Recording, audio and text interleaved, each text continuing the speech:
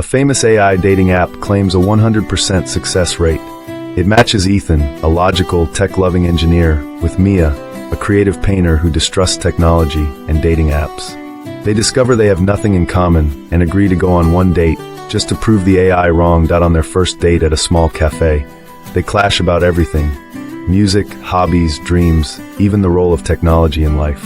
They turn the evening into a playful mission to gather evidence that the app made a mistake.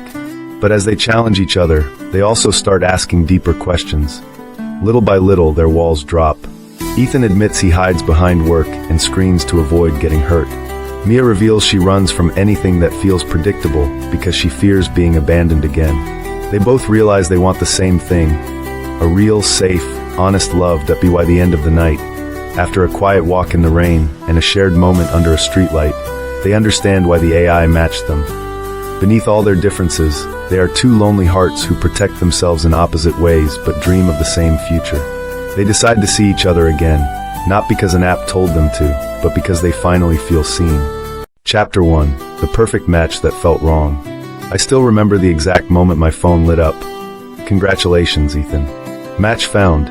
Compatibility, 100%. It was from Heartline, the AI dating app everyone was talking about. The one with the wild promise, a 100% success rate. No failed relationships. No breakups. Just perfect matches, according to the smartest algorithm on earth. I stared at the screen in my small apartment, the glow from my monitors throwing blue light over the room. I'm a software engineer, the kind of guy who trusts data more than feelings. I liked Heartline because it sounded like logic finally fixing what humans kept messing up. Then I opened her profile: Mia, age 24, painter, traveler. I hate dating apps, her bio said, but my friend signed me up, so blame her.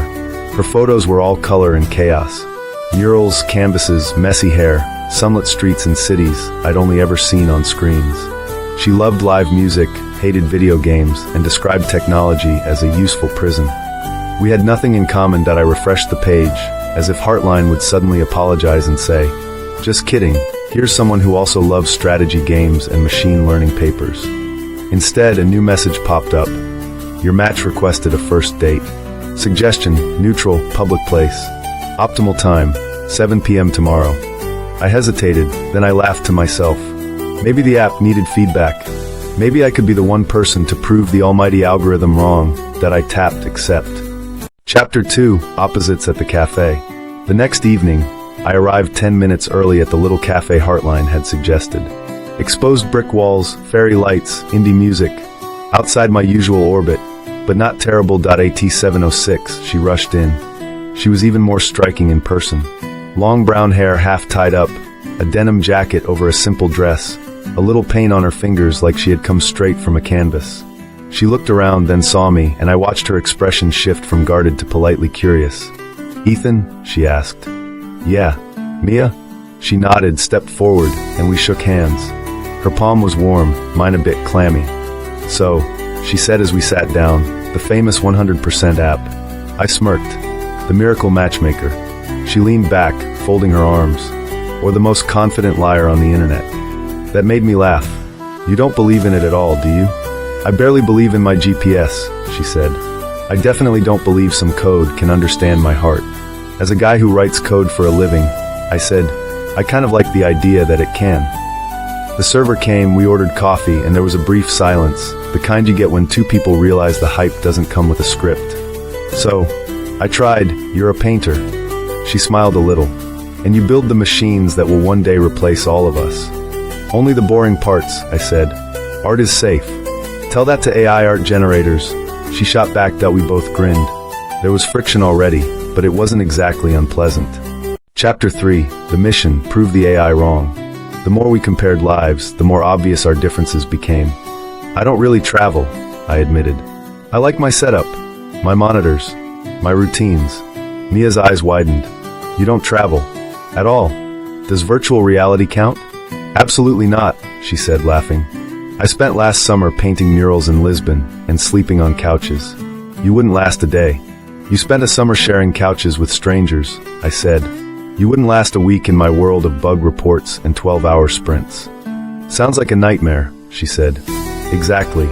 We started listing things we disagreed on like we were building a case. Favorite music? She asked. Instrumental, synthwave, focus playlists, I said. She made a face. I like live bands, bad speakers, loud crowds, and people spilling drinks on my shoes. Hobbies? I asked. Painting, street photography, getting lost, she said. You? Coding, gaming, reading tech blogs. She looked at me like I had confessed to eating plain toast for every meal. That's it, she said, tapping the table. The app is definitely broken. I pulled a napkin closer, took out the pen next to the sugar packets, and wrote at the top, "Evidence Heartline is wrong." She laughed and leaned in. "Okay, engineer. Let's do this properly. We're going to prove this perfect app isn't so perfect." For the next hour, we turned our date into a game. Every time we found a difference, we added it to the napkin. Travel versus homebody. Analog versus digital. Crowds versus quiet. We teased each other, interrupted, argued over tiny details. It should have been exhausting. But under the jokes, something softer was forming. We were really listening. Chapter 4, Cracks in the Armor. Somewhere between the fourth and fifth difference, the energy shifted. "So why did you even sign up?" Mia asked. "You seem like the type who would rather date a spreadsheet." "I do appreciate a good spreadsheet," I said. "But no, I signed up because I'm not great at this." "Talking to people?" she guessed. "Talking to new people. I went through a breakup a year ago, and I kind of just buried myself in work." Heartline sounded safe, like someone else doing the hard part for me. She watched me more quietly now. "Safe," she repeated. "Yeah, I get that. What about you?" I asked. "For someone who hates technology, you still made a profile." She looked down at her coffee, turning the cup slowly between her hands. "My best friend made me," she said. "She said I keep running from anything that has rules or expectations. Relationships, jobs, apartments. So she dared me to try something structured." "Structured," I said. "Like an AI that thinks it knows you." "Exactly," she said. "I thought if it matched me with some awful person, I could prove her wrong. Or if it somehow matched me with someone good, I could still blame the app if it went bad." "That's pretty honest," I said. She shrugged. "I had one serious relationship. He left. Now when something starts to feel too real, I leave first." I didn't say anything right away. The cafe music hummed around us. "I hide in code," I said softly. "You hide in chaos." She gave me a slow, surprised look. "That's one way to put it." I pointed at the napkin. "Maybe we're not as opposite as we think. Maybe we just chose different ways to do the same thing." "Which is?" she asked. "Not get hurt," I said. She held my gaze for a few seconds longer than felt casual. Something in the air between us changed, like a volume knob turning down all the noise. Chapter 5, Walking into the Rain. By the time we stepped out of the cafe, the sky had turned dark and the air smelled like rain. "Heartline probably thinks this is the part where we kiss under the stars," Mia joked. "Joke's on it," I said. "There are no stars in this part of the city." She laughed, and we started walking with no real destination, just following the sidewalk. "So," she said after a while, "have we collected enough evidence?" "Against the app?" I asked. "We definitely proved we're very different." "Different in almost every way," she said. "You like plans. I like last-minute decisions. You schedule your life. I let it spill. And yet," I said, "we're still walking." She glanced at me, then up at the low clouds. "Maybe we're just both too polite to leave first. Or too curious." I offered that a light drizzle began. I checked the weather app on my phone. "It says 5 minutes of light rain," I said. "Let me guess," she said. "You trust it. It saved me from a lot of wet commutes," I said. Just then, the drizzle thickened into real rain. She burst out laughing. "Your apps are liars." I shook my head, smiling as I pulled a small folded umbrella from my bag. "Backup plan." I said that I opened it and held it out, stepping closer so she could fit under. She hesitated only a second before moving in beside me. We were suddenly shoulder to shoulder, the city noise softened by the curtain of rain around us. "Okay," she said quietly. "That's 1 point for being prepared." "1 point for chaos," I said. "We wouldn't be here without the rain." We walked like that for a few blocks, the umbrella forcing us close enough that I could smell faint paint and coffee on her jacket. Our arms brushed now and then, sending small jolts through me I tried to ignore. Chapter 6, What the AI Really Saw. We stopped under a streetlight where the sidewalk widened near a tiny park. Raindrops glittered in the beam of light like falling stars. She turned to face me, still half under the umbrella. So, she said, honest question. Do you still think Heartline is right? I blew out a breath. At the start of the night? No. Now, I looked at her, really looked. The stubborn tilt of her chin, the tired lines near her eyes when she thought I wasn't paying attention, the way she kept making fun of the app but hadn't once bailed on the date. Now I think it knows something we're just figuring out, I said. Like what? She asked softly. That we're both scared, I said. That we both want something real but hate admitting it. That we both pretend we're fine alone, but we're still here, walking in the rain with a stranger because some algorithm said so. She watched me, eyes searching my face like she was trying to read code written in a language she didn't speak. You really trust it that much? She whispered. I don't trust the app as much as I trust the patterns, I said. It saw through whatever we put on the surface. It matched the parts we didn't write down, the parts we didn't want to admit. We both picked serious relationship instead of casual. We both said we wanted someone who would challenge us, not just agree with us. And we both almost didn't show up tonight. Her lips curved.